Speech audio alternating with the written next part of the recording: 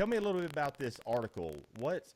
Because I'm a firm believer that there is definitely some geoengineering going on in the world.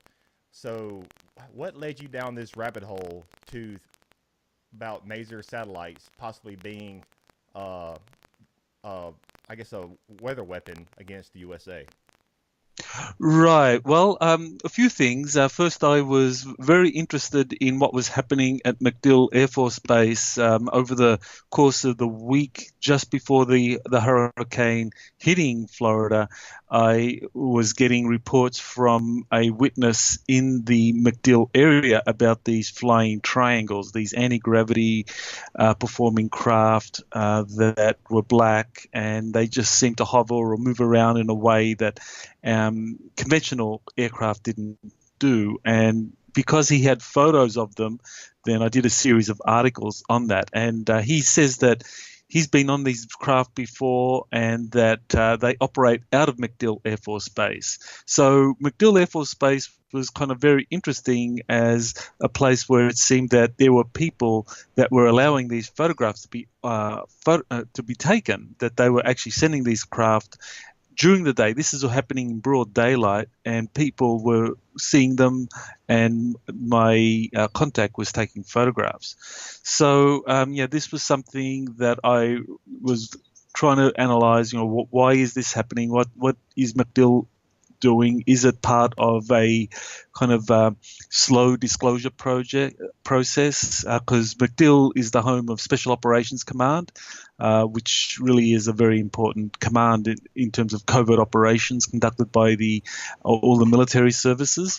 So that was going on, and of course, Hurricane Irma was heading straight for it, and it appeared, my contact said that these craft were doing reconnaissance missions on the hurricane. They were trying to work out who was making them, who was generating them, and that these triangles, because of their anti-gravity capabilities, apparently are able to kind of like enter into the hurricanes and kind of like determine, well, how are these being steered, and is there someone doing the geoengineering here.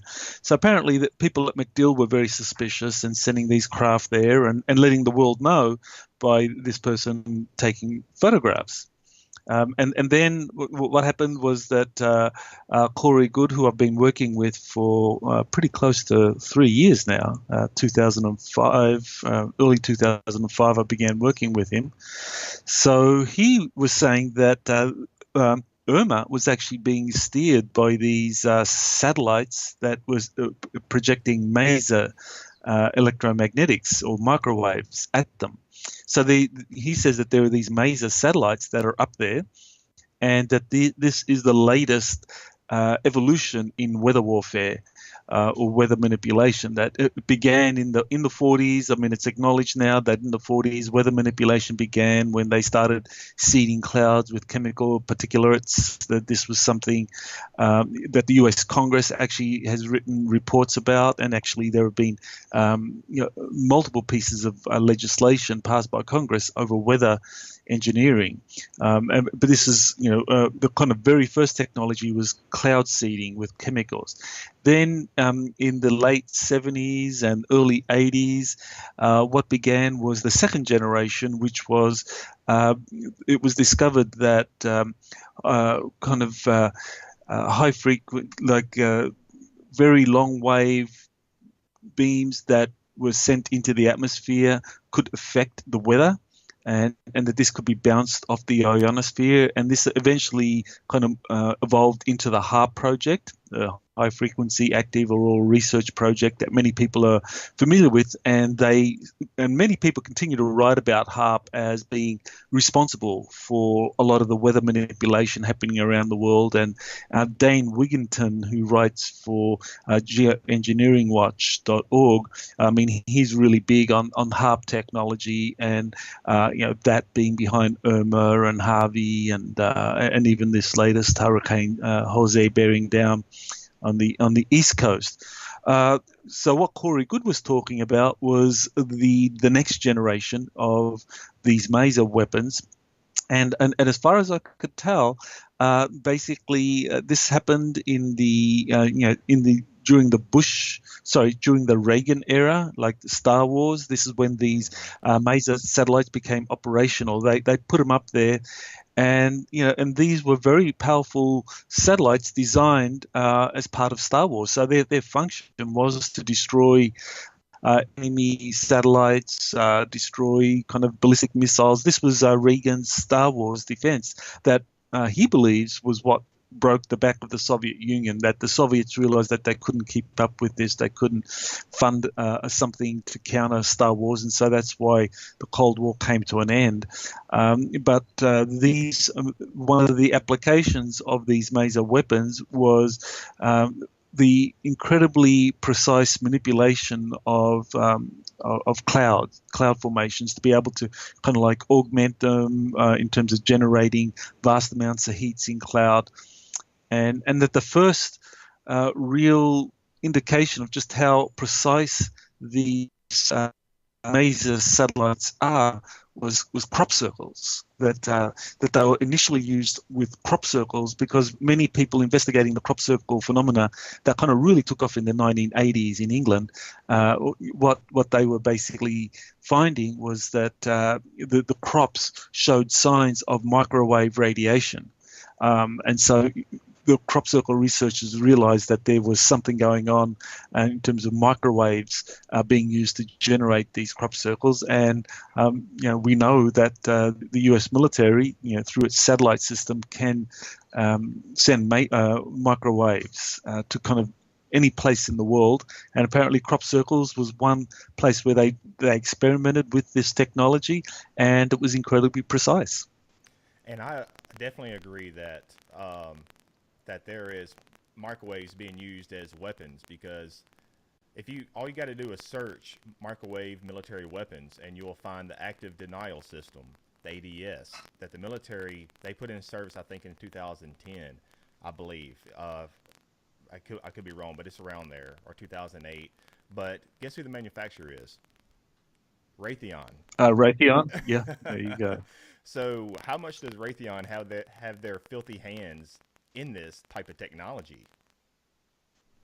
Well, Raytheon has a long history. It goes back to before the Second World War. It was founded by Vannevar Bush, who was President Roosevelt's chief scientific advisor, and he was the guy that basically set up the scientific research and development system to study alien technologies, and he was the founder of Raytheon. So Raytheon was involved very early on with the research and development with very advanced weapon systems and alien technologies. So Raytheon has been doing this for a long, long time.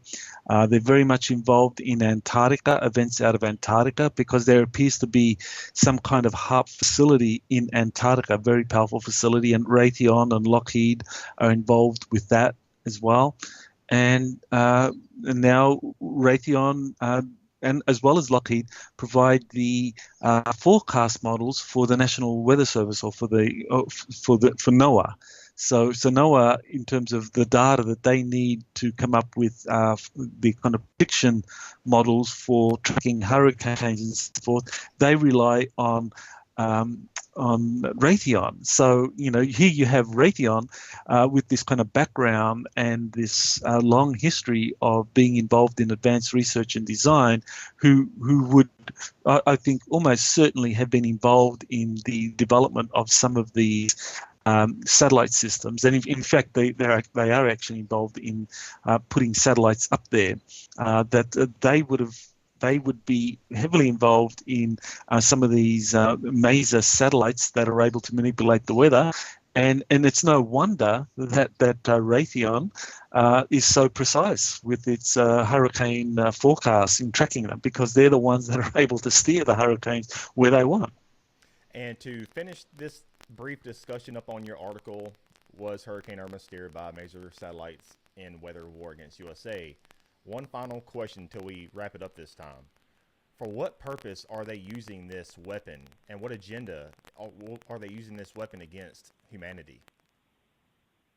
Well, that's really the important question here, because they were sending a message with this hurricane. You know, firstly, Hurricane Irma, the name Irma itself,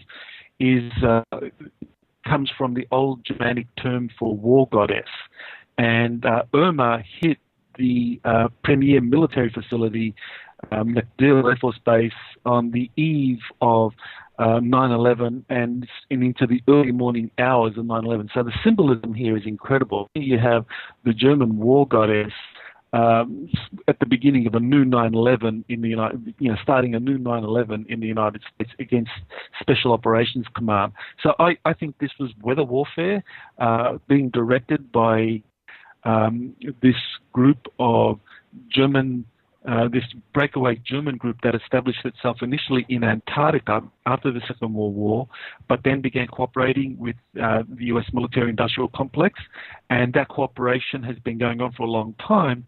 But the U.S. military, over the last decade or so, has been breaking free of that control system, especially the Navy and the Marine Corps. But now the Air Force is also breaking away from that control system.